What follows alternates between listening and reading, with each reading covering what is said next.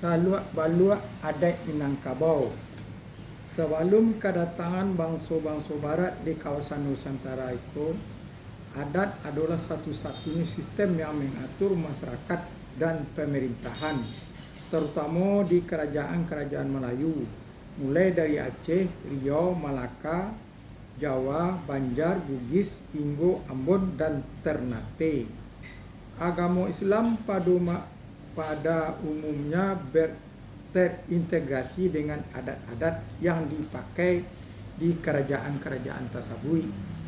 Adat Minangkabau pada dasarnya sama seperti adat pada suku-suku lain, tapi dengan beberapa perbedaan atau kekhasan yang membedakannya. Kekhasan itu terutama disebabkan karena masyarakat Minang sudah menganut Islam menurut sistem garis keturunan menurut ibu matrilineal sejak kedatangannya di wilayah Minangkabau sekarang itu. Kekhasan lain yang sangat penting ialah bahwa adat Minangkabau marato dipakai oleh setiap orang di seluruh pelosok negari dan tidak menjadi adat para bangsawan dan raja-raja saja. Setiap individu terikat dan terlibat dengan adat, maksudnya terikat dan terlibat dengan adatku. Hampir semua laki-laki dewasa menyandang gelar adat dan semua hubungan kekerabatan diatur secara adat. Pada keturunan konsepsional, adat Minang terbagi pada 4 kategori. Adat nan sabana adat, adat nan tak adat, adat nan diadatkan, adat istiadat. Adat mengatur interaksi antara hubungan antar sesama anggota masyarakat Minangkabau, baik dalam hubungan yang formal maupun yang tidak formal, sesuai dengan pepatah bahawa sajak semula ada 3 adat nan tajoli terjadi, iaitu pertemuan sambah menyambah, nang kedua siriah je Pinang, nang 3 baso je basi. Banamu adat sopan santun terjalin dari kata joli, tajoli dari kata joli, sajoli sama dengan sapasang atau satu set. Jadi ketiga bagian adat di atas adalah satu set yang berjalan seiring dipraktekkan dalam kehidupan sehari-hari orang Minang, baik orang biasa maupun para penghulu dan cerdik pandainya. Secara legalistik atau kelembagaan, adat Minangko dapat dirangkum dalam limbago nan 10, iaitu cupak nan 2, kato nan ampe, undang nan ampe. Cupak nan 2 ialah cupak usali dan cupak buatan. Kato nan ampe ialah kato pusako, kato mupakat, kato dahulu batapati, kato kudian, kato bacari. Undang nan ampe ialah undang-undang luak dan rantau, undang-undang nagari, undang-undang dalam nagari, undang-undang nan 20.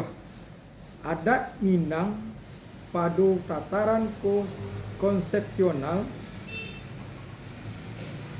adat Minang mencakup suatu spektrum dari yang paling umum hingga yang paling khusus, dari yang paling permanen dan tetap hingga yang paling mercurial dan sering berubah-ubah. Bahkan ada ad hoc. Di siko adat Minang disebut adat nan ampe. Satu, adat nan sawana adat yang paling stabil dan umum, dan sawananya berlaku bukan hanya di Minangkabau saja, melainkan di seluruh alam semesta itu. Disepakati bahwa adat yang sebenarnya adat adalah hukum alam atau sunatullah, dan hukum Allah yang tertuang di dalam ajaran Islam.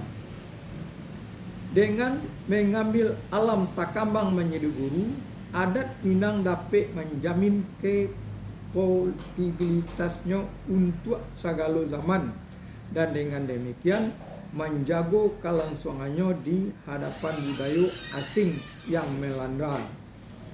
Masuknya agama Islam ke Minangkabau juga telah melengkapi adat Minang itu menjadi kesatuan yang mencakup unsur duniawi dan unsur transendental. 2. Adat nan diadatkan.